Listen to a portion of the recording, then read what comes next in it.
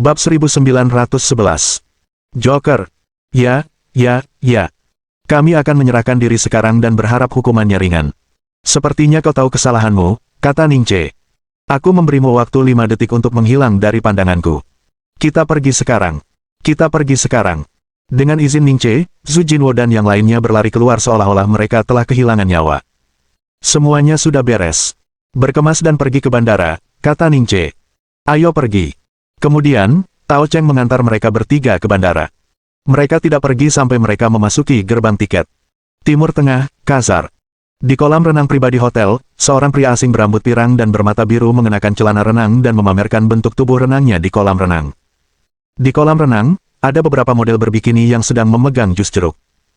Mereka mengobrol dan tertawa, menikmati momen memanjakan diri di hadapan mereka. Ada seorang pria kulit hitam lain yang duduk di ruang tunggu, tetapi ia mengenakan setelan biru yang tidak pada tempatnya dan tidak tergerak oleh suasana ceria di depannya. Tidak butuh waktu lama bagi Walker untuk naik dari dalam kolam dan duduk di sebelah Evans. Aku sudah lama tidak berenang.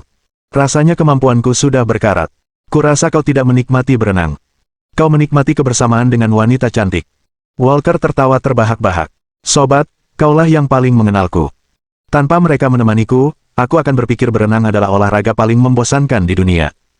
Saat mereka berdua berbicara, langkah kaki terdengar dari dekat. Seorang pria berjas hitam mendekat. Tuan Evans, Tuan Walker, saya menemukan sesuatu yang mungkin ada hubungannya dengan kematian Fosse. Mendengar berita itu, raut wajah mereka berdua menjadi serius. Walker melempar handuknya ke samping. Bicaralah. Masalahnya, sehari sebelum Fosse meninggal, markas mereka diserang serangan udara. Namun sebelum itu, beberapa individu yang tampak seperti Teran memimpin pelarian, segera mundur, lalu melancarkan serangan udara. Teran. Mendengar ini, Evans dan Walker terkejut. Di antara semua organisasi asing, hanya sedikit yang memiliki anggota Teran. Jadi, siapa sajakah para penyerang ini? Mungkinkah itu orang-orang dari Brigade Garda Pusat? Walker menyarankan. Sebelum ini, Fosse mendalangi insiden Panem, dan banyak orang tewas akibat ulahnya. Kemungkinan besar mereka mengirim seseorang untuk membalas dendam. Tidak mungkin. Itu serangan udara, jawab Evans. Tuan Evans, kemungkinan besar itu Brigade Garda Pusat. Kenapa kamu bilang begitu? Apa kamu sudah menemukan informasi lain? Tanya Evans. Kami mendengar dari beberapa prajurit Meiguan bahwa di saat-saat terakhir insiden Panem, sekelompok orang tak dikenal muncul dan membunuh semua anggota ular hitam yang terlibat. Bahkan prajurit Meiguan setempat pun terdampak, jadi masalahnya kemungkinan besar berasal dari kelompok itu. Evans terdiam, mempertimbangkan informasi itu. Jadi, maksudmu orang-orang yang memulai serangan itu berasal dari Brigade Garda Pusat, lalu kelompok lain yang melancarkan serangan udara. Ya, bawahan berpakaian hitam itu mengonfirmasi. Dan ada satu informasi yang merupakan berita buruk bagi kita. Informasi apa? Bawahan itu ragu-ragu, ekspresinya gelisah. Menurut deskripsi para prajurit Meiguan, salah satu individu tak dikenal itu mirip dengan Asekop.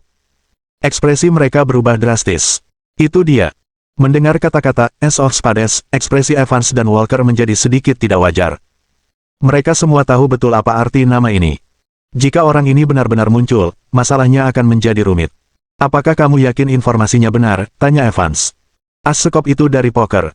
Kenapa dia harus terlibat dengan urusan Brigade Garda Pusat? Tapi menurut sumber terpercaya, Joker itu orang Huaxian. Mungkin ada hubungannya, kata bawahan itu. Selain itu, kami menemukan hal lain. Tokoh utama insiden Panem adalah pemimpin tim 1 Brigade Garda Pusat. Pacarnya bernama Ji Qingyan, dan dia berasal dari sebuah kompi di Zhonghai, Huaxia. Baru-baru ini, seorang wanita parubaya muncul di sampingnya. Menurut penyelidikan kami, wanita ini ada hubungannya dengan Joker, jadi saya menduga kemunculan Asekop mungkin bukan suatu kebetulan. Baik Evans maupun Walker terdiam cukup lama. Mereka tidak mengatakan apa-apa lagi. Kunci masalahnya sekarang adalah perempuan parubaya itu. Kita perlu mencari tahu lebih banyak tentang identitasnya. Saya khawatir itu akan sulit. Sulit. Sejumlah besar pakar telah ditempatkan di sekitar mereka. Sangat sulit bagi orang-orang kita untuk mencoba mendekat, kata bawahan berbaju hitam itu. Jika kita bertindak lebih agresif, kita mungkin akan ketahuan. Setiap orang di poker adalah orang yang sulit dikalahkan, kata Evans dengan lembut. Lagi pula, pemimpin mereka adalah Joker. Di dunia ini, tak ada yang bisa menandinginya. Evans memiringkan kepalanya dan menatap teman lamanya. Kamu sangat menghormatinya. Saya pernah menghubunginya sebelumnya. Dia orang yang sangat menakutkan. Anda harus percaya pada penilaian saya. Evans melambaikan tangannya. Aku sangat menyadari kekuatan Joker, tapi tugasku sekarang adalah mencari tahu kemana jarum suntik itu pergi. Saya pikir kita bisa mulai dengan Brigade Garda Pusat, kata Walker. Saya membaca informasi tentang Brigade Garda Pusat kemarin. Mereka sekarang memiliki total 3 pemimpin tim, 2 di antaranya tinggal di Yanjing, dan yang terakhir tinggal di Zonghai. Tapi orang itu meninggal di Panem. Begitulah yang dilaporkan berita, tapi perlu diketahui bahwa orang Huaxian sangat licik. Dia dibawa pergi saat itu, dan tidak ada yang tahu apakah dia diselamatkan. Pada saat ini, Walker menunjukkan kemampuan penalarannya yang kuat. Akhir-akhir ini, satu-satunya organisasi yang berkonflik dengan ular hitam adalah Brigade Garda Pusat. Jika seorang tokoh setingkat pemimpin tewas, Brigade Garda Pusat tidak akan setenang ini.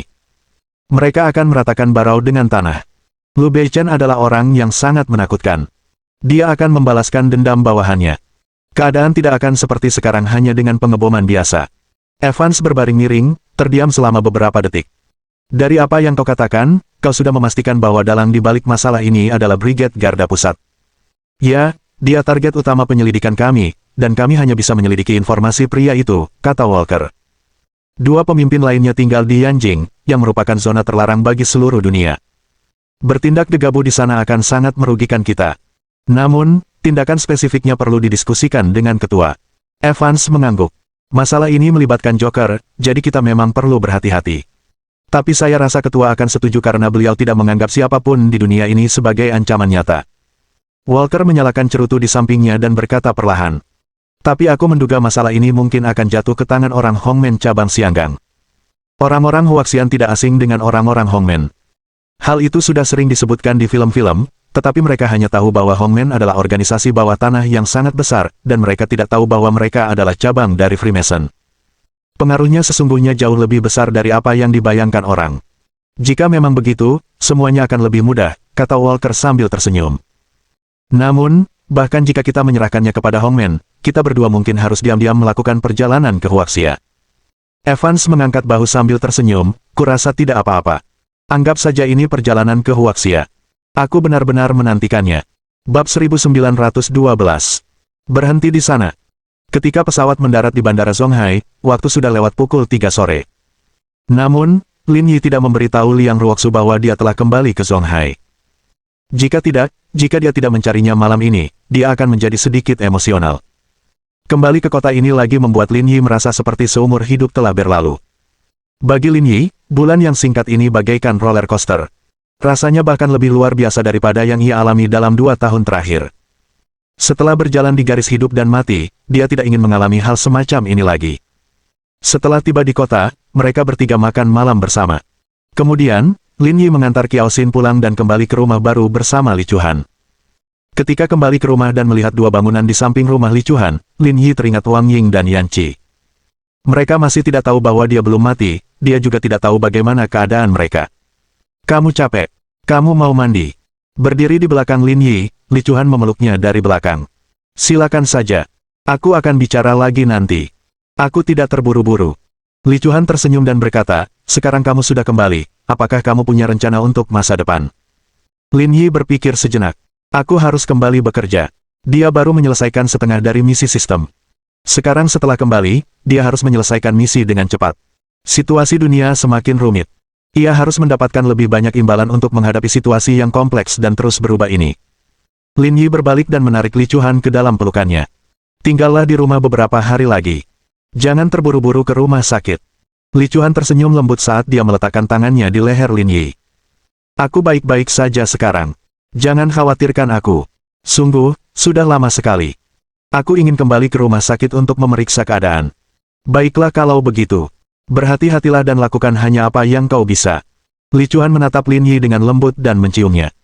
Keduanya berciuman semakin bergairah, dan Lin Yi menggendong Li Chuan ke kamar mandi.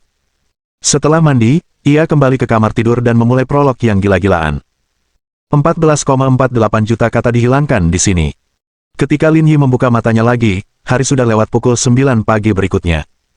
Pada saat ini, Li Chuan tidak lagi di tempat tidur. Setelah bersama Li Chuan begitu lama, Lin Yi sudah terbiasa dengan hal ini. Setiap kali ia bangun, ia tidak ada di sisinya. Malah, ia sibuk menyiapkan sarapan di dapur. Kali ini sama saja. Lin Yi memegang ponselnya. Ada pesan WeChat yang belum dibaca dari Liang Ruoxu. Liang Ruoxu bertanya, jam berapa penerbanganmu? Kapan kamu kembali ke Zonghai? Lin Yi, jam 1 siang. Aku akan mencarimu setelah turun dari pesawat. Setelah menjawab singkat, Lin Yi keluar dari kamar tidur. Cuci mukamu dulu. Sarapan akan segera siap, kata Li Chuan lembut ketika melihat Lin Yi keluar. Lin Yi mengangguk dan pergi mandi. Mereka berdua sarapan sederhana, dan Li Chuan mulai merias wajah dan berpakaian. Meskipun Li Chuan tidak berwajah polos, riasannya hampir selesai dalam beberapa menit. Ayo pergi. Aku akan mengantarmu. Ini terlalu merepotkan. Kamu kerjakan sendiri dulu. Aku masih harus menjemput Xin Xin. Li Chuan mengeluarkan 2 set kunci mobil. Yang mana yang kamu kendarai? Mobil tipe R. Lin Yi tidak terlalu memikirkan hal-hal kecil ini. Dengan kondisi Li Chuan saat ini, semuanya baik-baik saja. Hal ini terlihat dari petualangannya tadi malam. Setelah Li Chuan pergi, Lin Yi tidak terburu-buru untuk pergi. Meskipun dia berencana untuk kembali ke kantor polisi, dia tidak akan melakukannya hari itu. Dia siap memberi dirinya hari libur. Begitu banyak hal telah terjadi selama ini. Dia masih perlu bersantai. Bagaimana tepatnya dia akan bersantai, tergantung pada orang yang baik hati dan bijaksana. Sekitar 1 jam kemudian, Lin Yi berkendara ke Danau Huaqing. Dia sudah lama tidak ke sini. Meskipun saat itu siang hari, masih banyak orang yang datang dan pergi. Ketika Lin Yi tiba, ia menyadari tempat parkir sudah penuh dengan mobil. Rasanya sulit menemukan tempat parkir. Bukankah orang-orang ini perlu bekerja? Kenapa mereka sudah di sini pagi-pagi sekali? Pada akhirnya, Lin Yi mengerti bahwa tidak masalah mereka pergi bekerja atau tidak, yang penting istri mereka pergi bekerja. Bisnis di tempat seperti pemandian sepenuhnya bergantung pada apakah para istri ada di rumah atau tidak. Saat itu, tempat ini telah ditutup untuk sementara waktu karena Liang Ruoxu. Mobil Lin Yi melaju ke tempat parkir saat dia mulai mencari tempat parkir. Ah, bukankah ini Presiden Lin? Lin Yi membuka jendela mobil dan melihat penjaga keamanan Danau Huaqing menatapnya dengan heran. Baru 2 bulan sejak terakhir kali aku melihatmu. Kok berat badanmu turun drastis? Apa kamu sudah putus cinta, canda Lin Yi? Beberapa waktu lalu, ada berita bohong di internet yang mengatakan bahwa Presiden Lin mengatakan sesuatu telah terjadi. Semua karyawan di toko kami bersemangat dan berat badannya turun. Akhirnya, kami tahu bahwa itu benar-benar berita bohong. Mereka semakin pandai menipu kita, Lin Yi mengomel sambil bercanda. Baiklah, aku akan memberimu kunci mobil. Cari tempat parkir untukku. Aku akan masuk dulu. Baiklah, serahkan padaku. Ngapain kamu di Civic Type R bodoh itu di depan? Cepat beri ruang. Lin Yi baru saja keluar dari mobil ketika dia mendengar seseorang mengumpat dari belakang. Ia berbalik dan menyadari bahwa orang yang berbicara itu sedang mengendarai Mercedes-Benz S-Class. Wajahnya garang dan ia mengenakan kacamata hitam, membuatnya tampak seperti orang yang tidak bisa diremehkan. Ah, Presiden Zhao ada di sini. Melihat orang yang berbicara, petugas keamanan itu menyambutnya dengan senyuman. Presiden Zhao yang dibicarakannya adalah Zhao Qiang, bos sebuah perusahaan internet. Sama seperti Lin Yi, mereka berdua adalah penggemar setia pemandian tersebut. Presiden Zhao, tenanglah. Berikan kunci mobilnya, dan saya akan membantu Anda mencari tempat parkir. Saya di kelas S dengan uang lebih dari 1 juta yuan. Kamu tahu cara mengendarainya. Zhao Qiang memarahi, sama sekali tidak menanggapi petugas keamanan itu dengan serius. Ya, aku akan baik-baik saja. Petugas keamanan itu tersenyum patuh, tetapi dia mengumpat dalam hati. Presiden Lin punya Bugatti senilai lebih dari 100 juta yuan. Mobil S-Class Anda yang harganya sedikit lebih dari 1 juta yuan itu tidak ada apa-apanya. Baiklah kalau begitu. Kunci mobilnya ada di sini. Parkirlah dengan benar. Kalau ada goresan, kamu tidak akan mampu membayarnya bahkan jika kamu menjual nyawamu. Ya. Presiden Zhao benar. Demi pekerjaannya, petugas keamanan itu tidak berani berkata apa-apa. Mereka semua adalah orang-orang yang berjuang di lapisan bawah masyarakat. Mereka tahu betul bahwa mereka tidak mampu menyinggung orang seperti Zhao Qiang. Lagi pula, tidak semua orang kaya mudah didekati seperti Presiden Lin. Zhao Qiang keluar dari mobil, menyalakan sebatang rokok Jinling, dan berjalan menuju gerbang dengan tasnya. Namun, saat dia berjalan di depan Lin Yi, dia meludah. Puff, beraninya kau mengendarai mobil sampah seperti itu di sini. Melihat bagaimana dia hampir meludahi ban mobilnya, Lin Yi berkata dengan suara rendah. Berhenti di situ. Bab 1913. Saya ingin melayani Presiden Lin. Zhao Qiang, yang hendak pergi, berhenti dan mengerutkan kening ketika mendengar kata-kata Lin Yi. Ada apa? Tidak senang. Kamu hampir muntah di mobilku. Kamu buta. Kalaupun aku nggak muntah di mobilmu, terus kenapa? Itu cuma Civic murahan yang harganya puluhan ribu. Kalaupun aku muntah, apa bedanya? Mercedes S-Classku bisa beli setidaknya 10 Civic rusakmu. Meskipun Zhao Qiang tidak mengetahui identitas Lin Yi, melihatnya mengendarai Civic membuatnya berpikir Lin Yi tidak ada di sini untuk bersenang-senang tetapi mungkin bekerja di sini. Karena alasan ini, dia semakin memandang rendah Lin Yi. Petugas keamanan di samping mereka memutar matanya dalam hati melihat kesombongan Zhao Qiang. Dia tahu mobil Lin Yi adalah Civic Type R yang terkenal. Jika tidak memperhitungkan fitur-fitur lain, 4 kali per AMG saja harganya mencapai puluhan ribu. Setelah dimodifikasi total, harganya tidak lebih murah daripada Mercedes S-Class. Namun Zhao Qiang di sini hanya pamer, padahal jelas-jelas tidak pernah bertemu kekayaan sejati. Aku tidak tertarik membahas harga denganmu. Bersihkan ludahmu, atau kamu tidak akan pergi hari ini. Zhao Qiang awalnya tertegun namun kemudian tertawa terbahak-bahak, seolah-olah ia telah mendengar sesuatu yang sangat lucu. Itu sangat menarik. Kamu bicara denganku. Apa lagi yang bisa terjadi? Zhao Qiang mengangkat ikat pinggangnya dan memperlihatkan ekspresi menghina. Kau pikir kau siapa? Apa kau pikir kau pantas menyalahkanku? Kata Zhao Qiang. Kalau berani ribut lagi, aku bakal muntahin mobilmu. Jangan salahkan aku kalau nggak ngingetin kamu. Suara mendesing. Lin Yi tidak membuang waktu, mengangkat kakinya dan menendang Zhao Qiang. Yang terakhir beratnya lebih dari 200 pon, tetapi Lin Yi menendangnya seperti sampah. Namun, Lin Yi tidak mengerahkan seluruh tenaganya, kalau tidak, ia pasti sudah mengirimnya ke ICU. Beraninya kau menyerangku. Zhao Qiang berdiri dan menunjuk hidung Lin Yi. Kalau begitu, mari kita lihat apakah orang yang kau temukan itu datang lebih dulu atau aku yang menghajarmu sampai mati lebih dulu. Anda. Zhao Qiang menggigil dan tidak berani mengatakan apapun lagi. Lin Yi memancarkan aura yang kejam. Bahkan tanpa bergerak, dia mampu menekan seseorang seperti Zhao Qiang. Presiden Zhao, harap tenang. Seperti tugasnya, petugas keamanan itu maju untuk membujuk pihak lain. Kau tidak perlu membujuknya. Kita lihat saja apakah dia berani datang, kata Lin Yi ringan. Dengan baik, petugas keamanan juga berada dalam posisi yang sulit. Dia berada di pihak Lin Yi, tetapi dia tidak bisa hanya berdiam diri dan menonton karena tugasnya. Cepat bersihkan selagi aku masih sabar. Kalau tidak, aku akan membuatmu berbaring di dalamnya. Pilihan ada di tanganmu. Suasana hatiku sedang baik hari ini. Aku malas berdebat denganmu. Ekspresi Zhao Qiang tampak buruk, tetapi karena kekejaman Lin Yi, ia dengan enggan mengeluarkan beberapa lembar kertas dari tasnya dan melemparkannya ke tanah. Kemudian, ia menginjaknya dan menyeka air liurnya hingga bersih. Setelah menyeka, Zhao Qiang memanfaatkan fakta bahwa tidak ada seorang pun yang datang untuk memasuki Danau Huaqing untuk menghindari terlihat oleh orang lain. Presiden Lin, dengan status Anda, sungguh tidak perlu merendahkan diri ke level orang seperti itu. Terlalu memalukan. Dia terlalu sok. Aku sudah tidak tahan lagi. Itu wajar saja. Aku tidak menyanjungmu, tapi aku sudah bekerja di sini selama bertahun-tahun, dan ini pertama kalinya aku bertemu orang sepertimu. Orang-orang seperti Zhao Qiang, kita bertemu mereka setiap hari, dan beberapa bahkan lebih sok. Itulah sebabnya orang-orang seperti mereka perlu diberitahu tempatnya dari waktu ke waktu. Haha, Anda memang hebat, Presiden Lin. Kalau tidak, orang-orang ini pasti akan benar-benar bertindak gegabah. Petugas keamanan itu melanjutkan. Presiden Lin, silakan masuk. Saya akan memarkir mobil Anda.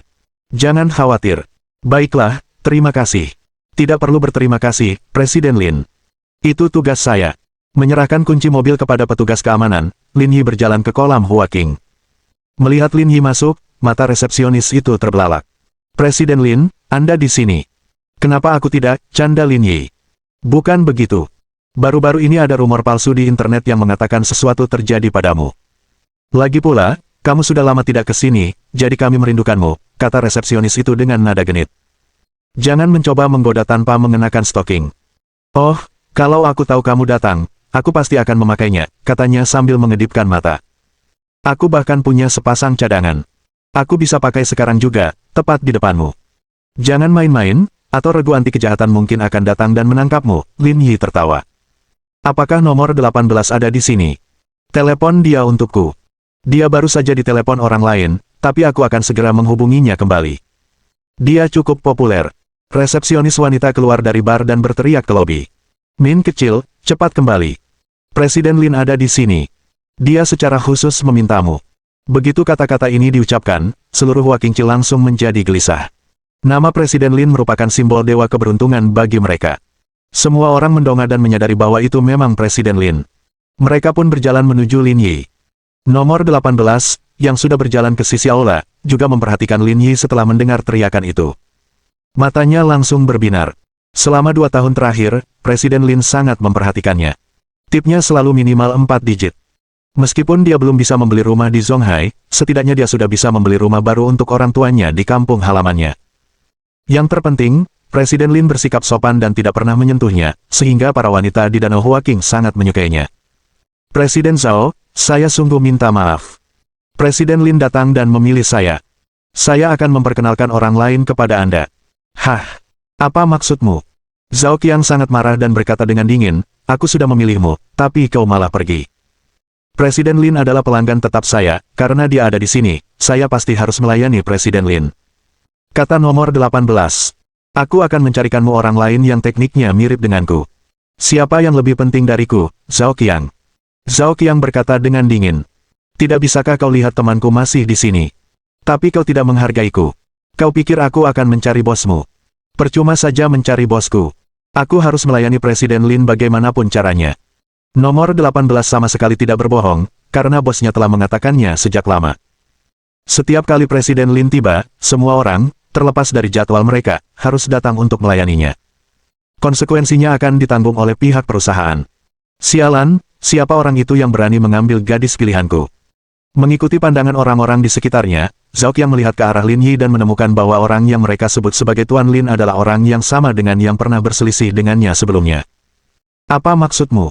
Apa kau di sini untuk merusak rencanaku? Lin Yi, ditemani 3 orang pengawal, berjalan menuju Zhao Qiang. Menepuk wajah berdaging Zhao Qiang, Lin Yi berkata, bagaimana bisa kau bilang aku merusak rencanamu? Anggap saja kau tidak memenuhi syarat. Kembalilah dan berlatihlah selama beberapa tahun sebelum mencoba pamer lagi. Bab 1914. Titik terobosan untuk merawat Ji Qingyan. Zhao Qiang tercengang oleh Lin Yi. Dia tidak menyangka Lin Yi menerima perlakuan seperti itu di Danau Huaqing. Ayo pergi. Lin Yi memanggil dan membawa nomor 18 dan 3 teknisi lainnya ke ruang pribadi. Zhao tua, ada apa dengan anak ini? Bukankah dia terlalu sok, kata teman Zhao Qiang. Dan dari cara bicaranya, apakah ada sesuatu yang tidak menyenangkan terjadi di antara kalian berdua? Zhao Qiang tidak menghindarinya dan menceritakan kepada temannya apa yang baru saja terjadi. Namun, ia tidak banyak bicara tentang pemukulan yang dialaminya. Lagi pula, itu cukup memalukan. Kurasa bocah ini seharusnya pelanggan tetap Danau Huaqing. Kalau tidak, dia tidak akan bisa menerima perlakuan seperti itu, kata teman Zhao Qiang. Sialan, dia terus-terusan melawanku. Aku harus memberinya pelajaran hari ini. Teman Zhao Qiang mengeluarkan ponselnya. Aku baru saja bertemu beberapa kakak beradik di dunia bawah. Mereka semua cukup cakap. Aku akan menelepon mereka dan membantumu menyelesaikan masalah ini. Saudara Hua, tidak perlu merepotkanmu dengan masalah sekecil ini, kata Zhao Qiang dengan ekspresi muram. Aku juga punya banyak teman di dunia bawah. Aku akan menelepon mereka sekarang. Aku harus membalasnya. Setelah naik, Lin Yi mandi cepat dan kembali ke kamar pribadi. 1 memijat kakinya, 2 memijat lengannya, dan 1 memijat bahunya. Bahkan para kaisar zaman dahulu pun tidak menikmati hidup mereka sebahagia Lin Yi sekarang. Lin Yi, di sisi lain, sedang beristirahat dengan mata tertutup. Ia tidak mengobrol dengan para teknisi seperti biasa. Baginya, semuanya telah kembali normal. Tak ada lagi yang perlu dikhawatirkannya. Ji Qingyan adalah satu-satunya yang tersisa. Setelah dia ditangani, badai ini akan berakhir. Tapi itulah masalahnya. Bagaimana dia akan menghadapinya? Dengan temperamen dan kepribadiannya, mungkin akan sangat sulit baginya untuk menerima hal ini. Tidak mungkin untuk memulai pembicaraan. Namun, situasi ini mungkin tidak sesulit kelihatannya. Ada sedikit titik terobosan. Orang tua Ji Yanyan. Jika dia bisa memenangkan hati orang tuanya, dia akan memiliki 2 sekutu lagi di sekelilingnya. Petunjuk sesekali dan saran-saran halus pasti bisa efektif. Sekalipun dia tidak dapat sepenuhnya memenangkan hati mereka, dia masih dapat memengaruhi sikapnya, sehingga tidak terlalu agresif. Mengingat situasi saat ini, ia perlu menggunakan pendekatan yang lambat dan bertahap, seperti merebus katak dalam air hangat. Namun, ada masalah. Jika orang tua Ji Qingyan mengetahui situasi antara dia dan Liang Ruoxu, dia tidak akan punya kesempatan. Jadi ketika kesempatan itu muncul, dia perlu menguji sikap mereka secara halus. Jika orang tuanya tidak mengetahui hubungannya dengan Liang Ruoxu, semuanya akan baik-baik saja. Jika tidak, dia akan mendapat masalah besar. Saat Lin Yi merenungkan hal-hal ini, dia tiba-tiba teringat sesuatu. Song Jinmin telah menyebutkan bahwa ibunya telah berada di Zonghai selama ini, dan dia tinggal bersama Ji Qingyan. Hal ini membuatnya semakin mudah baginya untuk mengumpulkan informasi. Lin Yi mendecakkan bibirnya dan menyadari bahwa ia harus bergantung pada ibunya untuk bertindak sebagai informan. Dengan pikiran itu, Lin Yi membuka matanya. Ada yang punya ponsel di sini. Aku perlu pinjam. Gunakan punyaku, Presiden Lin. Teknisi nomor 18 mengeluarkan teleponnya dengan antusias. Lin Yi mengambil telepon dan menghubungi nomor Qin Yingyue. Alasannya adalah untuk mencegah dirinya terekspos. Kalau saja ibunya dan Ji Qingyan bersama, ketahuanlah dia kalau meneleponnya.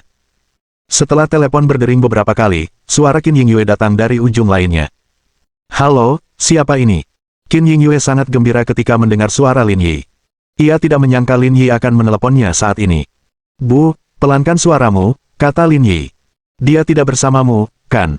Meski dia tidak menyebutkan namanya, Qin Yingyue tahu siapa yang dibicarakan Lin Yi. Sebelumnya, kami pergi ke Dora bersama. Setelah kami kembali, dia mulai kembali ke perusahaan untuk bekerja. Aku di rumahmu dan tidak ada orang lain di sekitar. Mendengar ini, Lin Yi merasa lega. Pada saat yang sama, dia juga membenarkan bahwa dia telah pergi ke Dora beberapa hari yang lalu. Dialah yang meletakkan bingkai foto itu di sana. Dia tidak meminta orang lain untuk melakukannya. Kapan kamu pulang? Kamu telepon dari siapa? Saya baru saja kembali kemarin sore dan meminjam ponsel seseorang, kata Lin Yi. Bagaimana kabarnya akhir-akhir ini? Kondisinya jauh lebih baik sekarang, tapi dia masih depresi. Berat badannya turun. Dia tidak makan banyak setiap hari. Lin Yi merasakan berbagai emosi tetapi tidak tahu harus berbuat apa. Dan dia memberitahu saya bahwa dia berencana untuk pindah dari pavilion Jeoshu dalam beberapa hari, kata Qin Yingyue. Mungkin dia ingin menghindari ingatan tentangmu, jawab Qin Yingyue. Aku tidak menghentikannya. Tinggal di pavilion Jeoshu mungkin akan membuatnya semakin tidak bahagia. Tapi bagaimana denganmu? Apa kau sudah memikirkan cara untuk mengatasinya? Sudah, itu sebabnya aku meneleponmu, kata Lin Yi. Apakah kamu pernah menghubungi orang tua Ji Qingyan saat kamu berada di Zonghai? Saya pernah bertemu mereka sekali, jawab Qin Yingyue. Mereka pikir kamu sudah mati dan datang ke pavilion Jeoshu. Kita makan bersama. Orang tuanya seharusnya tidak tahu tentang aku dan Liang Ruoxu, kan? Jika mereka tahu, apakah menurutmu mereka masih akan makan malam bersamaku? Faktanya, tidak banyak orang yang tahu tentang hal itu. Keluarga Liang segera menutup-nutupi berita itu. Bagus sekali, Lin Yi menghela napas lega. Selama orang tuanya tidak tahu, dia pasti punya cara untuk masuk. Mengapa kamu bertanya tentang ini? Lin Yi tidak menyembunyikan apapun dan berbicara jujur. Aku berencana menggunakan orang tuanya sebagai titik awal untuk membujuknya perlahan-lahan. Dengan begitu, aku mungkin punya kesempatan. Itu masuk akal. Qin Yingyue menghela napas. Tolong selesaikan ini dengan cepat. Melihatnya seperti ini membuatku merasa tidak enak juga.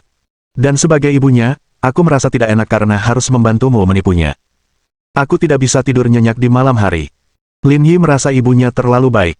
Hal semacam ini seharusnya diserahkan kepada ayahnya yang misterius. Oke, saya akan coba selesaikan secepatnya. Dan soal urusanmu yang lain, aku tak akan bicara banyak lagi. Tapi tolong jangan terlibat dengan perempuan lain lagi. Hatiku sedang tidak baik, dan aku tak sanggup menanggung tekanan ini. Oke, aku tutup dulu. Setelah menutup telepon, Lin Yi dalam suasana hati yang baik dan tanpa sadar mulai menyenandungkan sebuah lagu. Dentang, dentang, dentang. Tepat saat itu, terdengar suara gedoran di pintu. Sepertinya ada yang menendang. Siapa itu? Lin Yi bertanya, tetapi tak seorang pun menjawab. Orang-orang di luar masih menendang pintu dengan kuat. Bab 1915. Maaf, aku menyamar. Teknisi wanita di ruangan itu sedikit terkejut dan takut. Di seluruh Danau Huaqing, semua orang tahu bahwa 1888 adalah kamar pribadi Presiden Lin. Siapa yang berani mengetuk pintu seperti ini? Presiden Lin, mohon tunggu sebentar. Saya akan membukakan pintu, kata teknisi wanita itu. Aku akan melakukannya. Pikiran Lin Yi mirip dengan teknisi wanita itu. Jika itu adalah orang dari Danau Huaqing, mereka tidak akan berani mengetuk pintu dengan cara seperti itu. Kemungkinan besar orang lain akan lebih mudah baginya untuk membuka pintu. Dengan itu, Lin Yi berdiri dan berjalan ke pintu, lalu membukanya. Namun, ketika dia membuka pintu, dia terkejut melihat lebih dari 10 orang berdiri di luar. Mereka mengenakan berbagai macam pakaian dan menatapnya dengan tatapan nakal. Dilihat dari ekspresi mereka, mereka tampak datang ke sini untuk membuat masalah. Namun di belakang kelompok itu, Lin Yi melihat 2 orang lainnya. Zhao Qiang dan temannya. Melihat orang-orang ini, Lin Yi mengerti apa yang sedang terjadi. Dia mungkin marah dan menyuruh mereka datang ke sini untuk membuat masalah. Pria berambut hijau di depan tampak berani. Ia mendorong Lin Yi masuk ke dalam rumah. Kemudian, sekitar selusin orang di luar mengikuti dan mengunci pintu. Apa yang kau lakukan? Ini Danau Huaqing, bukan tempat yang cocok untukmu membuat masalah. Pada titik ini, bahkan keempat teknisi wanita yang melayani Lin Yi mengerti apa yang sedang terjadi. Namun, bos telah memperingatkan mereka bahwa Presiden Lin adalah tamu terhormat mereka. Tanpa Presiden Lin, Danau Huaqing pasti sudah runtuh sejak lama. Oleh karena itu, apapun yang terjadi, mereka tidak bisa membiarkan mereka menyerang Presiden Lin. Persetan denganmu. Tanpa penjelasan apapun, Zhao Qiang maju dan menamparkan teknisi nomor 18 ke tanah. Dasar jalang bodoh, aku mencarimu karena aku sangat mengagumimu. Beraninya kau mengabaikanku. Kau pikir kau siapa? Bawa dia dan berdiri di belakang. Kakak Jing. 3 orang lainnya maju untuk membantu teknisi nomor 18 berdiri di belakang Lin Yi. Presiden Lin, kami akan memanggil bos kami. Tidak, itu bukan masalah besar. Jangan ganggu dia. Aku akan mengurusnya sendiri. Zhao Qiang menyalakan sebatang rokok dan menatap Lin Yi dengan jijik. Kamu masih muda, tapi pilihan kata-katamu itu luar biasa. Menanganinya sendiri. Bagaimana kamu mau menanganinya? Apa kamu akan menghajar kami semua sendirian? Haha. Bukan tidak mungkin, Lin Yi menunjuk ke arah selusin orang yang ditemukan Zhao Qiang. Di sisi lain, apakah kau benar-benar berpikir kau bisa melakukan sesuatu padaku dengan mengumpulkan orang-orang ini?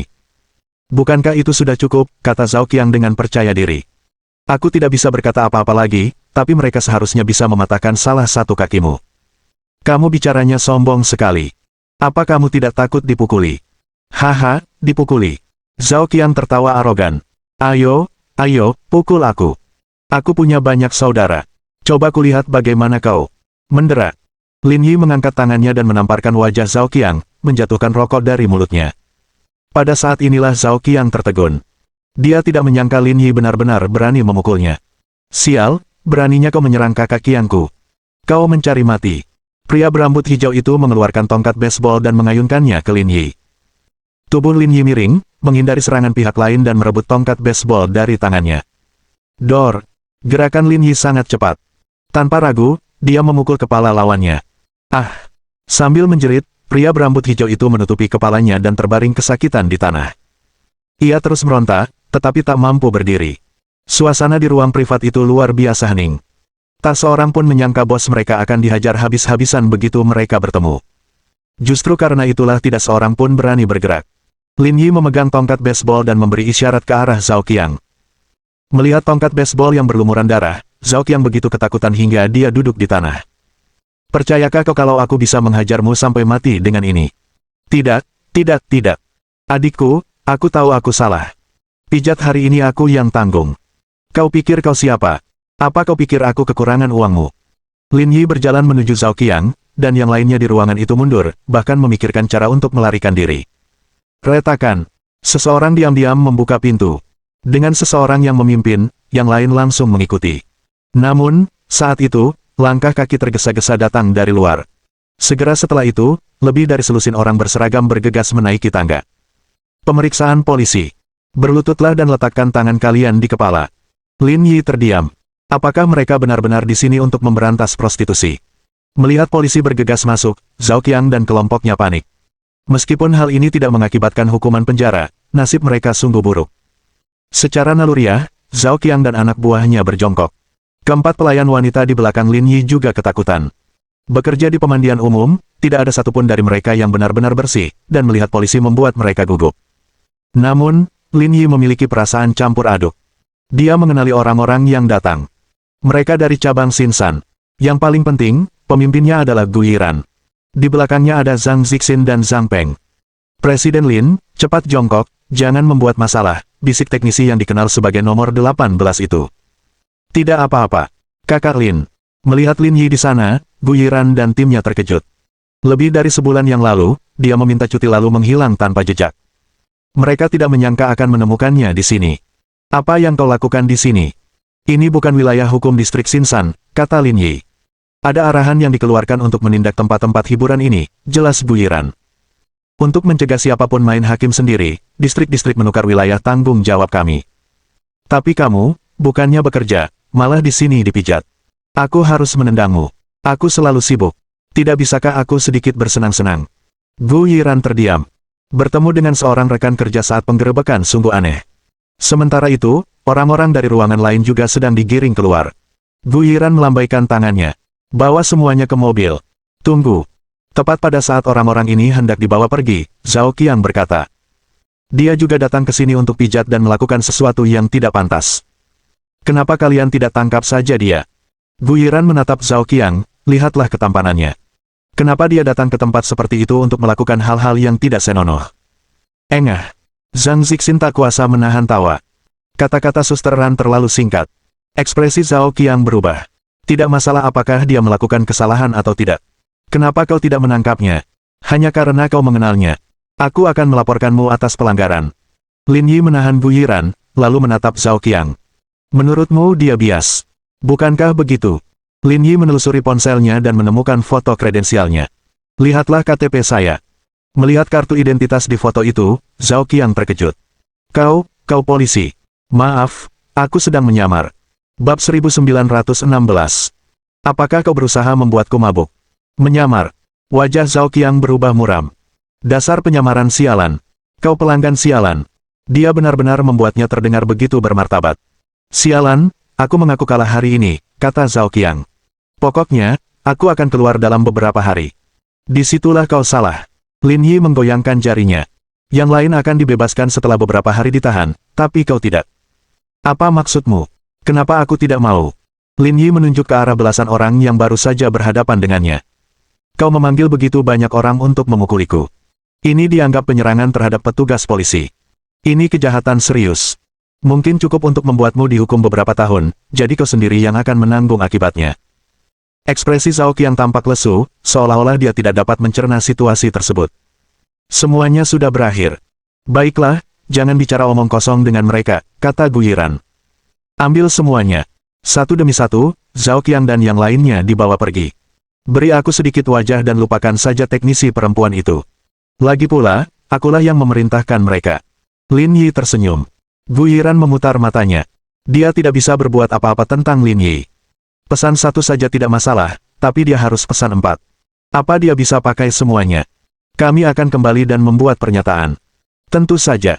Lin Yi berbalik sambil tersenyum dan menatap keempat teknisi wanita itu. Jangan takut.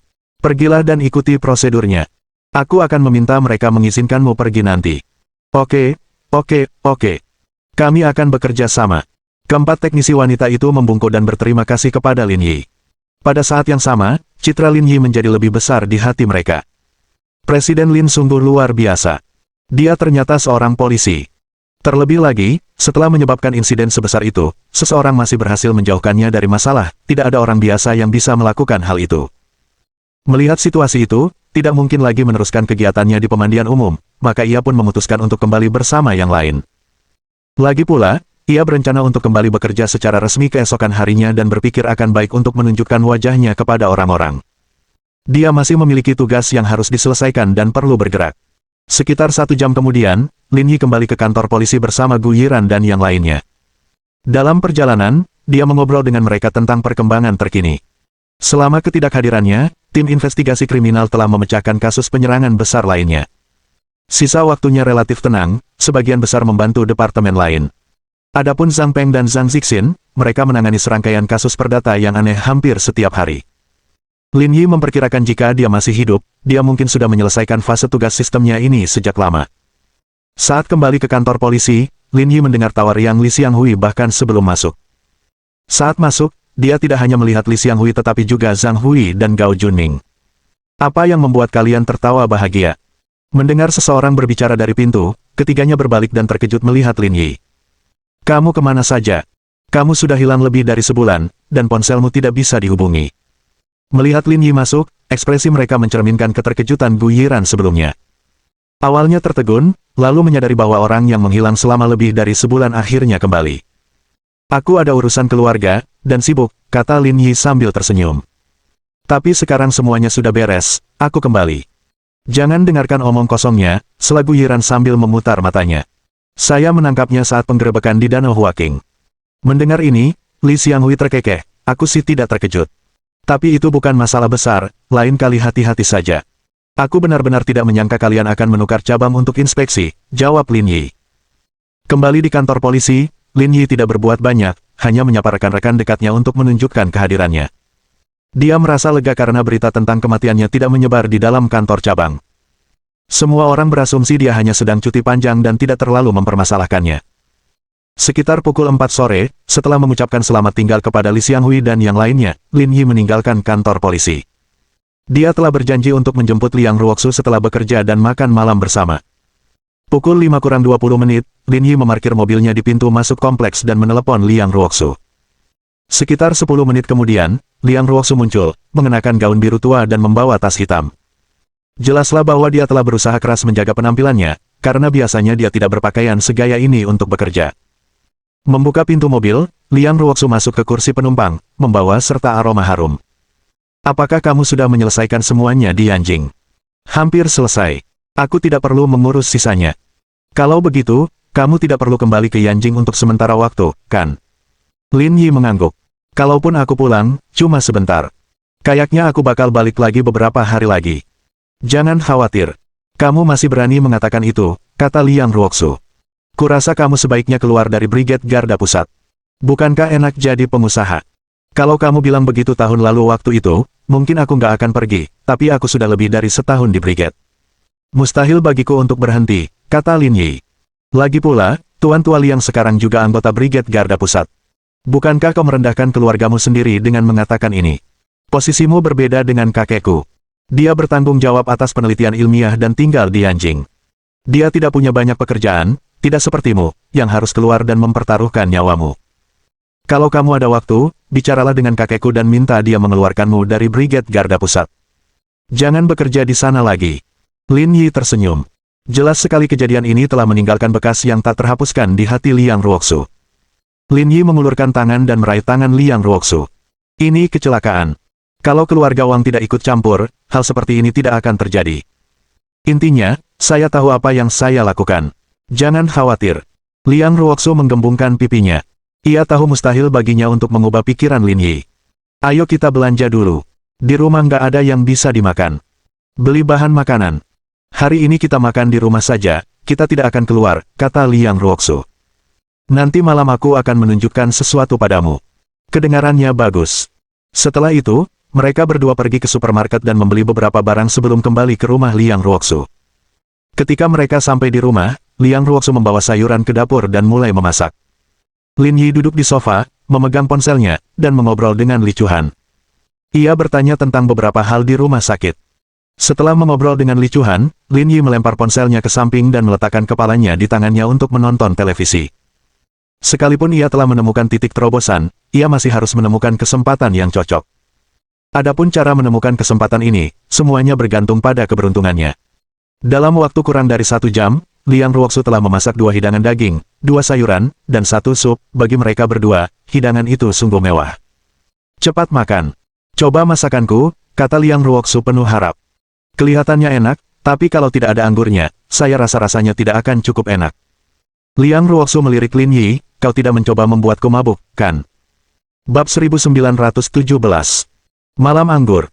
Lihatlah dirimu, kamu terlalu curiga terhadap karakter seorang pria sejati, kata Lin Yi. Minum hanya untuk mencairkan suasana. Untuk hal-hal lain, aku bisa melakukannya tanpa minum. Kamu tidak pernah serius. Liang Ruoxu menjawab, meletakkan sepotong iga di piring Lin Yi sebelum kembali ke dapur. Ia kembali dengan 4 botol bir, membuka 2 botol dan mengisi gelas mereka. Bertahan dari bencana membawa keberuntungan. Semoga berhasil. Mereka bersulang dengan gelas, minum, dan mulai makan. Suasananya tidak terlalu ramai, dan pembicaraan mereka berkisar pada topik sehari-hari. Keduanya diam-diam menghindari menyebutkan Ji Qingyan. Meskipun itu adalah masalah yang harus dihadapi keduanya, tak seorang pun ingin membicarakannya saat itu. 1 jam kemudian, mereka hampir selesai makan. Kulkas, yang dulu terisi bir, kini hanya berisi botol-botol kosong. Setelah makan malam, mereka meringkuk di sofa untuk menonton TV. Kontennya tidak terlalu penting bagi mereka. Kebahagiaan yang sesungguhnya adalah saat bersama-sama, menghabiskan waktu bersama satu sama lain. Sekitar pukul 10 malam, Liang Ruoxu meregangkan tubuh dan berdiri. Aku mau mandi. Aku juga ikut. Ayo kita lakukan bersama. Kamu sedang bermimpi, jawab Liang Ruoxu sambil mengedipkan hidungnya dengan lucu. Bukannya aku belum pernah melihatnya sebelumnya. Tidak bisakah kau terus terang saja? Tidak mungkin. Tunggu sampai aku selesai. Lin Yi, yang dibiarkan sendiri, menonton TV dengan santai. Sekitar 20 menit kemudian, Liang Ruoxu muncul, terbungkus handuk. Meskipun pakaiannya sederhana, handuk itu tidak bisa menyembunyikan lekuk tubuhnya yang indah. Giliranmu. Mandi. Setelah itu, ia kembali ke kamar tidur. Jantung Lin Yi berdebar kencang, merasakan bahwa malam ini mungkin akan menjadi malam terakhir mereka. Lin Yi mandi dengan cepat, selesai dalam waktu hanya lebih dari 10 menit. Ketika dia kembali ke kamar, dia melihat Liang Ruoxu membelakangi pintu, sedang mengeringkan rambutnya, menampilkan siluet yang anggun dan halus.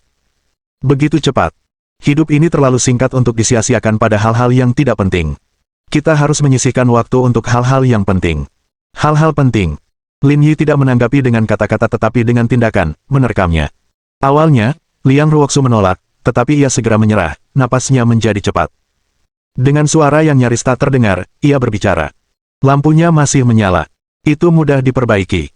Lin Yi meraih remote dari meja samping tempat tidur dan melemparkannya ke saklar lampu, membuat ruangan menjadi gelap dan membuat suasana lebih intim.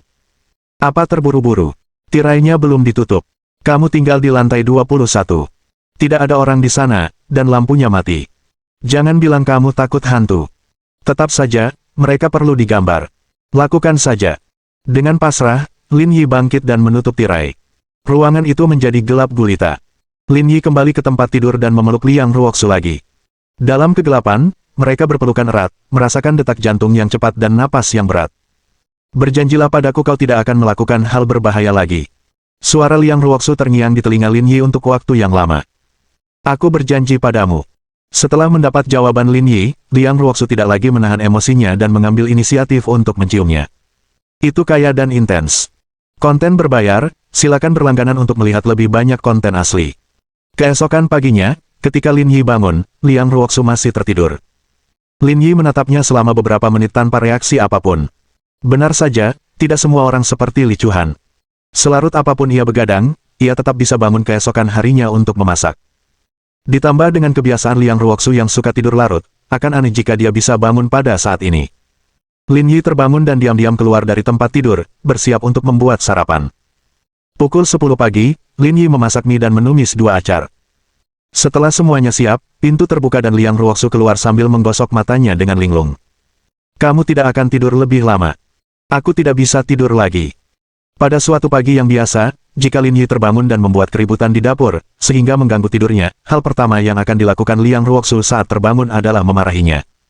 Namun setelah gairah semalam, wajahnya masih memerah. Tuhan menciptakan anak perempuan, namun laki-laki menciptakan wanita. Meskipun hanya ada sedikit perbedaan dalam terminologi, emosi yang rumit adalah sesuatu yang hanya pihak-pihak yang terlibat dapat benar-benar mengerti. Beberapa hal lebih baik dirasakan daripada dikatakan. Segarkan dirimu dulu, lalu makan. Kalau tidak, kamu akan bekerja di sore hari. Oke. Dia menjawab dengan lembut, suaranya diwarnai rasa malu yang lembut. Sekitar 10 menit kemudian, Liang Ruoxu dengan cepat menyegarkan diri dan memakai sedikit riasan, tampak jauh lebih tenang dan kembali ke dirinya yang biasa. Tumbuh di kompleks militer, dia dikelilingi lelucon kasar sejak usia muda. Meskipun dia merasa malu, dia beradaptasi lebih cepat daripada kebanyakan orang. Apa rencanamu dalam waktu dekat? Tanya Liang Ruoxu saat sarapan. Lin Yi mengerti apa yang dimaksudnya. Situasi dengan Ji Qingyan tetap belum terselesaikan, membuatnya mustahil baginya untuk kembali ke paviliun Jiushu. Dia perlu menyelesaikan beberapa pengaturan tempat tinggal untuk sementara waktu. Aku akan kembali bekerja di kantor polisi, kata Lin Yi. Soal tempat menginap, tidak perlu khawatir. Aku akan datang ke rumahmu nanti malam. Cari tempatmu sendiri. Aku nggak mau kamu tinggal di sini. Dengarkan aku. Aku janji tidak akan melakukan apapun. Jangan takut. Apa yang perlu ditakutkan, kata Liang Ruoxu dengan marah. Kapan aku, Liang Ruoxu, pernah merasa takut? Kalau begitu tunggu di sini. Kita lanjutkan malam ini. Wajah Liang Ruoxu memerah. Ia telah jatuh ke dalam perangkapnya lagi. Baiklah. Tidak ada tanah yang dibajak. Yang ada hanya sapi-sapi yang lelah. Apa yang perlu ditakutkan? Kamu benar. Lin Yi merasa lelucon semacam ini sama sekali tidak ada gunanya di depan Liang Ruoxu. Ia tumbuh besar di lingkungan seperti ini. Meskipun baru pertama kali mengalaminya, ia sudah terlalu banyak mendengar lelucon-lelucon jorok dan tak kenal takut. Itulah sebabnya orang sering mengatakan bahwa wanita berpengalaman adalah yang terbaik. Mereka mengerti segalanya. Cukup dengan bertukar pandang saja, tanpa kata-kata yang tidak perlu. Setelah sarapan, Lin Yi mengantar Liang Ruoxu ke kompleks dan kemudian menuju kantor polisi. Setibanya di sana, dia melihat Li Xianghui dan Gu Yiran bergegas keluar. Sudah waktunya makan siang. Kalian berdua mau kemana? Kami punya kasus. Tepat sebelum Anda kembali, ikutlah dengan kami, kata Li Xianghui. Lin Yi, bagaimana proses kasusnya setelah saya kembali? Bab 1918. Insiden bullying. Tanpa memberi Lin Yi kesempatan bertanya lebih lanjut, mereka pun bergegas masuk ke mobil dan bergegas menuju tempat kejadian perkara. Bos, apa yang terjadi? Ada seorang anak yang dibully di sekolah. Kondisinya kurang baik dan sedang dirawat di rumah sakit. Karena orang tuanya sudah menelepon polisi, kami akan pergi ke rumah sakit untuk menyelidikinya. Lin Yi mengerutkan kening. Berapa umur anak-anak itu? Apakah ini bullying di sekolah? SMP. Kami belum tahu detailnya, tapi orang tua bilang para penyerang semuanya siswa sekolah itu. Lebih dari 10 anak mengeroyok satu anak, jadi sepertinya ini perundungan di sekolah. Mari kita periksa dulu. Sebelum memahami situasi selengkapnya, Lin Yi tidak bisa berkata banyak, tetapi dia selalu merasa sangat muak dengan kejadian seperti itu. Mereka perlu pergi ke rumah sakit untuk memahami rinciannya. Sekitar setengah jam kemudian, mereka tiba di rumah sakit Zonghai ketiga. Itu juga merupakan rumah sakit tersier seperti rumah sakit Huasan. Akan tetapi, peralatan medis dan keahlian dokternya tidak berada pada level yang sama. Dengan kualifikasi Li Chuhan, ia hanya bisa menjadi direktur bedah jantung di rumah sakit Huasan. Namun, di sini, ia bisa dengan mudah menjadi dekan. Kontras antara keduanya sangat mencolok. Rumah sakit Zonghai ketiga tidak terlalu ramai, tidak seperti rumah sakit Huasan yang ramai. Setibanya di sana, Gu Yiran menghubungi keluarga korban dan mengikuti arahan mereka ke bangsal ortopedi di gedung rawat inap pertama. Lorong itu sepi, sebagian besar ruangan kosong. Sesekali, seorang anggota keluarga akan keluar. Meskipun terdapat kesenjangan standar medis dibandingkan dengan rumah sakit tingkat atas seperti rumah sakit Huasan, biaya yang lebih rendah menjadikannya pilihan utama bagi keluarga dengan keterbatasan dana atau untuk operasi kecil. Dentang, dentang, dentang. Di pintu bangsal, Gu Yiran mengetuk pintu dengan sopan dan masuk. Ada 3 orang di bangsal. Selain pasangan parubaya, ada 1 orang lagi yang terbaring di tempat tidur. Dilihat dari penampilan mereka, pasangan parubaya itu sepertinya berusia 40-an. Wajah mereka gelap, dan ada kerutan di sudut mata mereka. Ada kapalan di tangan mereka. Mereka sepertinya datang ke Zonghai untuk bekerja. Seperti dugaan Lin Yi, pria itu bernama Sun Fu, dan wanita itu bernama Han Guizi. Pasangan itu datang ke Zonghai dari Chuansheng untuk bekerja. Meskipun penghasilan seorang tukang kayu tidak besar, ia masih bisa memenuhi biaya hidupnya.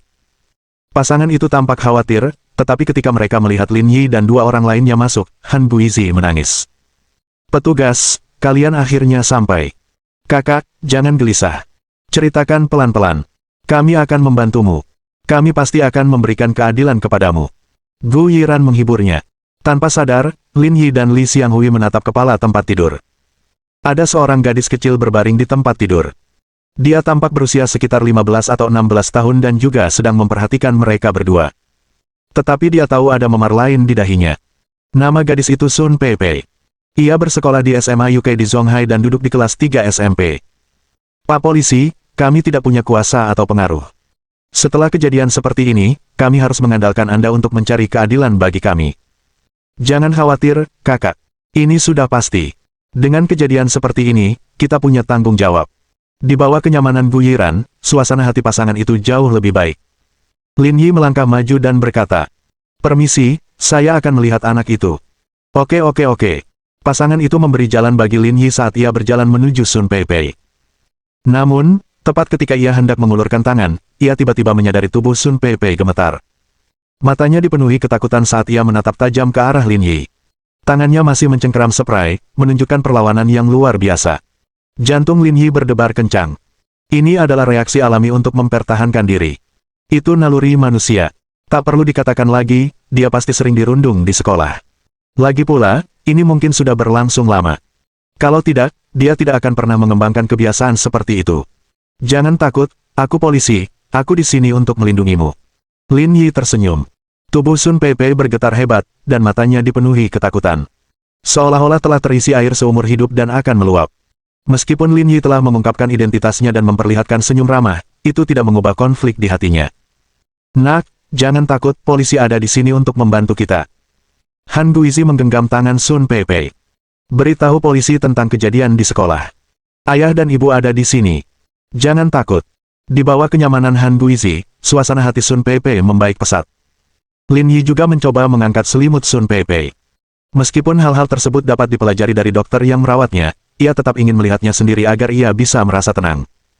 Lin Yi melihat kaki kanannya ditutupi lapisan plester tebal. Kecuali dia salah, itu pasti patah tulang. Lin Yi berjalan ke sisi lain dan menarik kaki celananya. Dia terkejut saat mendapati paha Sun Peipei penuh memar. Bahkan ada 2 bekas luka melingkar. Apa yang terjadi di sini? Tanya Lin Yi. Mereka membakarnya dengan puntung rokok. Bekas luka bakar. Li Xianghui dan Gu Yiran mengerutkan kening. Mereka pernah menangani kasus perundungan di sekolah sebelumnya, tetapi ini pertama kalinya mereka melihat kasus seburuk itu. Dibandingkan dengan kekerasan di sekolah, mereka lebih membenci perundungan di sekolah. Karena yang terakhir akan menderita trauma psikologis dan bahkan kerusakan mental lebih besar daripada yang pertama. Lin Yi tidak berkata apa-apa, ia terkejut melihat pergelangan kaki gadis itu juga memar. Apa yang terjadi di sini? Aku terjatuh, bisik Sun Peipei. Jatuh? Tanya Lin Yi, bagaimana kamu jatuh? Apa kamu jatuh saat pelajaran olahraga? Mereka menyuruh saya melompat dari lantai 2. Karena saya tidak setuju, mereka memukul saya. Lalu saya melompat ke petak bunga di lantai bawah dan pergelangan kaki saya terkilir. Bagaimana ini bisa terjadi? Wajah Lin Yi menjadi sangat gelap. Saya melompat dari lantai 2 lagi, tapi kali ini mereka memilih tempat yang berbeda. Tidak ada hamparan bunga, jadi saya jatuh ke tanah dan kaki saya patah. Mendengar putrinya berbicara, Han Guizi menangis semakin keras. Mereka keterlaluan, menindas kami karena kami dari luar kota. Petugas, kalian harus membantu kami. Jangan khawatir. Setelah aku mengungkap semua ini, aku akan memastikan keadilan ditegakkan dan mereka tidak akan luput dari hukuman. Menanggapi dengan tenang, Lin Yi menarik turun celana gadis itu. Dia mengangkat baju wanita itu hingga ke dada, tidak memperlihatkan bekas luka bakar akibat rokok di perutnya, tetapi banyak memar, jelas akibat dicubit. Selanjutnya, Lin Yi menggulung lengan baju rumah sakitnya, dan menemukan bekas luka bakar rokok di lengan kanannya. Selain itu, ada beberapa luka kecil. Meskipun sudah berkeropeng, luka-luka itu masih terlihat jelas. Bagaimana ini bisa terjadi? Apakah ini dibuat dengan pisau? Bab 1919. Sebuah insiden keji. Mereka bilang kalau saya lapor ke guru, mereka akan terus memukul saya, jadi saya tidak berani, teriak Sun Peipei. Lin Yi sedikit mengernyit. Apakah kamu sudah memberitahu orang tuamu di rumah? Sun Peipei menggelengkan kepalanya dan menyeka air matanya, mereka juga menyuruhku untuk tidak memberitahu keluargaku. Sudah berapa lama mereka menindasmu? Sejak semester kedua tahun pertama di sekolah menengah pertama. Lin Yi menghitung waktunya. Seharusnya sekarang semester kedua tahun ketiga. Dengan kata lain, ini sudah berlangsung hampir 2 tahun. Lin Yi menoleh untuk melihat orang tua Sun Peipei. Anak Anda sudah mengalami hal ini begitu lama, dan Anda tidak menyadarinya. Kami berdua sibuk bekerja, berangkat pagi dan pulang larut setiap hari. Saat kami sampai di rumah, sudah hampir waktunya tidur, jadi kami tidak menyadarinya. Han Guizi berkata sambil menangis karena rasa bersalah. Tapi semester lalu, suami saya menjalani operasi usus buntu dan mengambil cuti. Suatu hari, saya mengajaknya mandi dan melihat luka-luka di tubuhnya. Ketika saya bertanya, dia bilang dia dibully teman-teman sekelasnya. Sun Fu, yang duduk di dekatnya, mendesah dalam-dalam, merasakan beban berat di hatinya. Ia menggedor-gedor ambang jendela dengan frustrasi. Han Guizi melanjutkan, setelah itu, kami pergi ke sekolah dan berbicara dengan guru, mereka menelepon orang tua anak-anak itu, yang membayar kami 1000 yuan dan berjanji hal itu tidak akan terjadi lagi, namun, keadaan malah semakin buruk, mereka memaksa putri saya melompat dari lantai 2. Sun Peipei menangis semakin keras, karena ibuku bersekolah di sana, mereka menindasku setiap hari setelah itu. Mereka memotong bajuku dengan gunting, menjambak rambutku, dan memaksaku berlutut di hadapan mereka. Mengapa kamu tidak menelepon polisi saat itu? Tanya Lin Yi. Nilai putri saya sangat bagus. Dia selalu menjadi yang terbaik di kelasnya. Banyak teman sekelasnya berasal dari keluarga kaya. Guru kami menyarankan kami untuk tidak menelepon polisi, karena keluarga anak-anak itu berkuasa dan berpengaruh. Mereka bilang kalau kami menelepon polisi, kami tidak akan dapat sepeser pun dan itu tidak akan ada gunanya. Mereka takut merusak reputasi sekolah, kata Gu Yiran. Lin Yi mengangguk. Jelas inilah alasannya.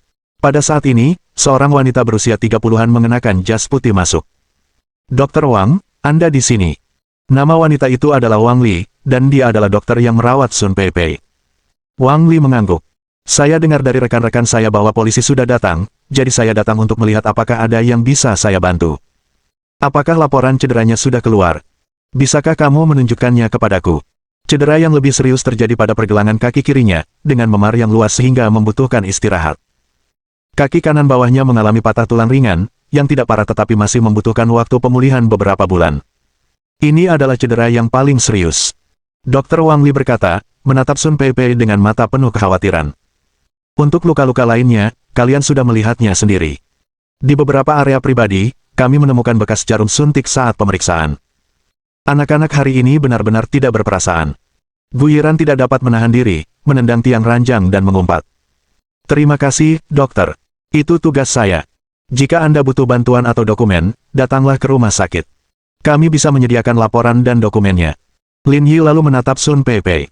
Sebutkan nama-nama orang yang menindasmu. Zhang Yuhan, Li Yanfeng, Ma Botao, Zhou Zihang. Sun Peipei mencantumkan lebih dari 10 nama secara berurutan. Yang mengejutkan ketiga petugas itu adalah bahwa hanya 4 di antara mereka yang laki-laki sementara 8 sisanya semuanya perempuan. Sulit untuk memahami bahwa begitu banyak gadis terlibat dalam insiden yang begitu kejam. Setelah mengumpulkan informasi dasar ini, Lin Yi beralih ke Sun Fu dan Han Guizi. Kamu tinggal di sini dan jaga putrimu. Kami akan mengurus sisanya. Pak Polisi, mohon pastikan ini ditangani dengan adil. Perundungan ini sudah keterlaluan. Lin Yi menepuk bahu Sun Fu. Jangan khawatir. Aku janji, dengan seragam polisiku, kita akan memastikan mereka membayarnya. Terima kasih banyak. Tanpamu, kami tidak akan tahu harus berbuat apa. Yakinlah, keadilan akan ditegakkan, Lin Yi meyakinkan Sun Fu. Tapi ada satu hal penting yang perlu kamu lakukan. Tentu saja, tolong beritahu kami, Sun Fu mengangguk berulang kali. Jika Anda sungguh-sungguh menginginkan keadilan bagi putri Anda, siapapun yang datang kepada Anda atau tawaran apapun yang mereka berikan, janganlah menyetujui penyelesaian secara pribadi. Lin Yi sangat menyadari bagaimana situasi ini biasanya terjadi. Jika keluarga itu diyakinkan untuk menyelesaikannya secara pribadi, tidak ada yang dapat ia lakukan untuk melanjutkan kasus itu lebih jauh. Anda harus menolong diri sendiri terlebih dahulu jika ingin ditolong orang lain. Jika tidak, tidak ada seorang pun yang dapat membantu Anda. Petik 2. Jangan khawatir, kami tidak akan menyetujui penyelesaian secara pribadi. Kami harus mencari keadilan untuk putri kami. Bagus, itu yang ingin kami dengar. Lin Yi menyerahkan selembar kertas berisi nomor teleponnya. Ini nomor saya. Hubungi saya jika ada yang Anda butuhkan. Kami akan mengurus sisanya. Kami harus pergi sekarang. Aku akan mengantarmu. Tidak, terima kasih. Mereka bertiga berjalan keluar bangsal, dan Lin Yi memanggil Wang Li keluar. Rumah sakitmu seharusnya punya psikiater, kan? Atur perawatan lebih lanjut untuk kasus ini. Itu sudah ada dalam agenda. Jangan khawatir. Karena semuanya sudah diatur, kita tidak akan bicara lagi. Saya pamit dulu. Oke. Mereka bertiga berjalan keluar dari rumah sakit dan kembali ke mobil. Lin Yi bertugas mengemudi menuju sekolah menengah atas Zonghai Yukai. Setibanya di sekolah, gerbang sekolah terkunci. Petugas keamanan melihat ke arah mereka dan menyadari bahwa orang itu adalah seorang polisi. Ia tidak berani menghentikan mereka dan buru-buru membuka pintu. Ketika mereka bertiga berkendara ke gedung sekolah, mereka melihat seorang pria parubaya berusia 40-an dan seorang wanita berusia 30-an bergegas keluar dari gedung sekolah. Mereka menyambut Lin Yi dan 2 orang lainnya, seolah menunggu mereka datang. Nama pria itu adalah Liu Ziqiang, dan dia adalah wakil kepala sekolah menengah atas Yukai. Wanita berusia 30-an itu bernama Zhao Huilei, dekan SMA Yukai. Petugas, Anda di sini, kata Liu Ziqiang sambil tersenyum. Lin Yi mengangkat alisnya dan menatap mereka berdua. Kalian berdua tahu kami akan datang. Mereka berdua tampak sedikit malu, seolah-olah mereka memperlihatkan diri mereka sendiri. Perkenalkan diri saya dulu. Saya wakil kepala sekolah SMA Yukai, Liu Ziqiang. Ini dekan sekolah kami, Zhao Huilei. Aku mau tanya. Kalian berdua keluar begitu kami sampai. Apa kalian menunggu kami? Bab 1920. Luka bakar rokok. Nada bicara dan sikap Lin Yi membuat mereka berdua merasa tidak nyaman. Mereka tidak menyangka polisi muda itu akan berbicara begitu terus terang. Bagaimanapun, dia adalah wakil kepala sekolah SMA Yukai dan memiliki status sosial tertentu. Ini sungguh tidak sopan. Kalian seharusnya ada di sini karena masalah Sun Peipei. Sekolah kami juga sudah mendengar tentang ini. Para pemimpin sekolah sangat memperhatikan masalah ini dan akan menanganinya dengan serius. Berhenti, berhenti, berhenti. Jangan bilang kata-kata palsu itu. Kami di sini untuk melakukan investigasi, bukan untuk mendengarkan laporanmu. Lin Yi melihat arlojinya dan mendapati sudah lewat pukul 3 sore. Ia mengambil buku catatan yang biasa digunakan Gu Yiran untuk mencatat dan merobek salah satu halamannya. Pergi dan beritahu 12 orang yang ada di kertas ini untuk datang ke kantor. Liu Ziqiang mengambil catatan itu dan melihat nama ke-12 orang di atasnya. Ia menyadari bahwa mereka semua adalah orang-orang yang telah menindas Sun Peipei. Pak, begini. Sekarang waktunya kelas. Kalau kita panggil mereka semua, mereka tidak akan bisa mengikuti kelas ini. Mereka mungkin akan tertinggal di kelas-kelas selanjutnya. Itu tidak baik, kan? Benar, benar, benar. Mereka semua sekarang kelas 3 SMP, dan pelajaran mereka sangat padat. Kalau mereka ketinggalan kelas, banyak hal akan tertunda, kata Zhao Huilei. Apa kau sedang bermain-main bodoh denganku di sini? Apa aku harus memanggil orang-orang dari Biro Pendidikan ke sini dan menghajar kalian semua agar merasa senang? Teriakan Lin Yi benar-benar membuat mereka berdua ketakutan. Mereka tidak menyangka orang ini akan memarahi mereka tanpa ampun. Pak Polisi, tenanglah. Mari kita bicarakan semuanya. Liu Ziqiang tidak takut pada Lin Yi. Meskipun mereka tidak berasal dari sistem yang sama, koneksinya di masyarakat jelas bukan sesuatu yang dapat dibandingkan dengan seorang perwira polisi kecil seperti Lin Yi. Namun, ia salah dalam hal ini. Begitu hal itu terbongkar dan menimbulkan dampak sosial yang buruk, ia juga akan dirugikan, sehingga ia tidak bisa melawan Lin Yi secara langsung. Kami di sini untuk melaporkan kasus ini, bukan untuk mengobrol denganmu, kata Gu Yiran. Panggil mereka berdua-belas ke kantor. Jangan buang waktu kita, atau aku akan membawa kalian ke kantor polisi untuk bicara pelan-pelan. Baiklah, baiklah, baiklah. Aku akan meminta seseorang untuk mencarinya sekarang, kata Liu Ziqiang. Tapi ini bukan tempat untuk bicara. Ayo kita ke kantorku dulu. Ayo pergi. Rombongan itu memasuki gedung kantor. Liu Ziqiang menarik Zhao Huilei ke sisinya dan berbisik. Panggil semua orang dan beritahu orang tua mereka. Polisi sudah datang. Kita tidak bisa membiarkan mereka berkomunikasi sendirian. Setelah mendiskusikan hal ini dengan Zhao Huilei, Liu Ziqiang membawa Lin Yi dan yang lainnya ke kantornya. 10 menit kemudian, 12 orang dipanggil ke kantor satu demi satu. Setelah masuk, belasan orang itu merasa sedikit gelisah. Di negara seperti Huaxia, gengsi polisi memang tak perlu diragukan lagi. Lin Yi mengamati ke-12 siswa di depannya tanpa sepatah kata pun, mengamati pakaian mereka dengan saksama. Mereka semua berpakaian rapi.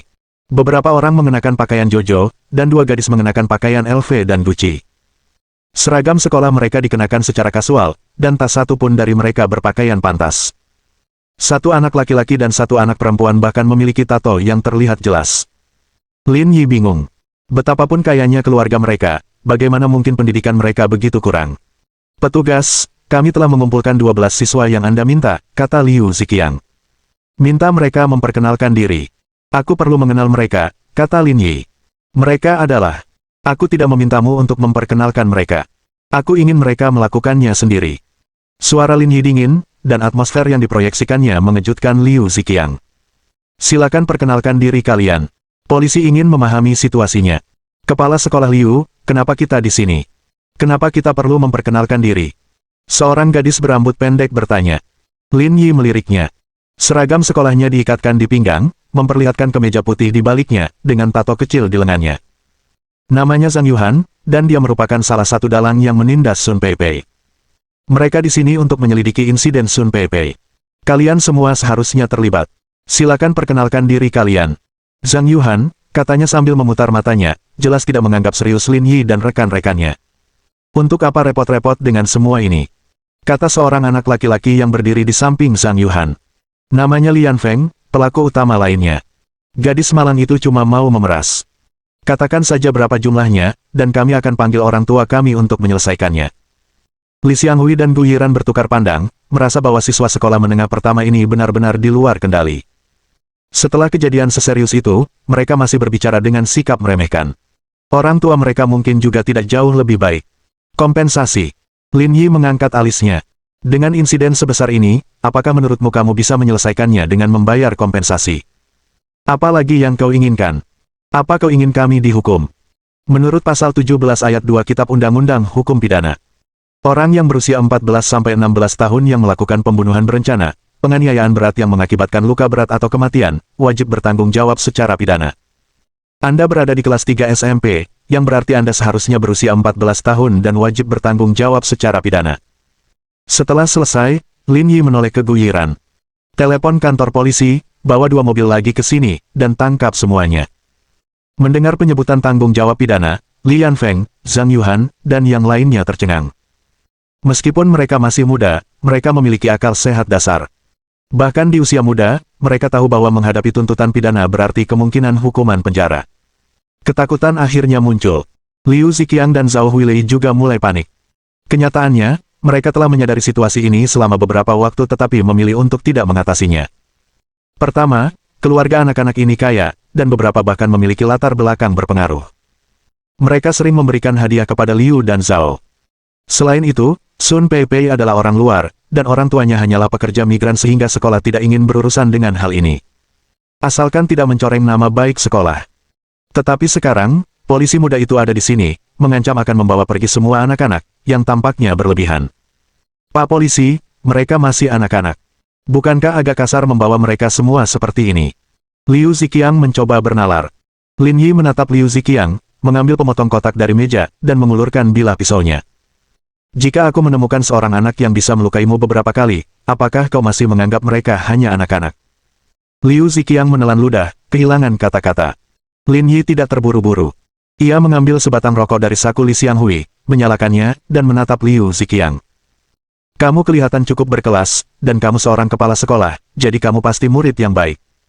Kamu mungkin tidak tahu rasanya terbakar rokok, kan? Mau kutunjukkan? Mohon dukungan dari omom ante-ante sekalian, buat subscribe atau sharekan novel Mimin ke Facebook kalian, agar channel Mimin bisa terus berkembang. Dengan begitu, Mimin bisa lebih semangat untuk up novel seru lain ke depannya. Buat teman-teman yang sudah subscribe dan sharekan novel Mimin, Mimin ucapkan terima kasih sebanyak-banyaknya.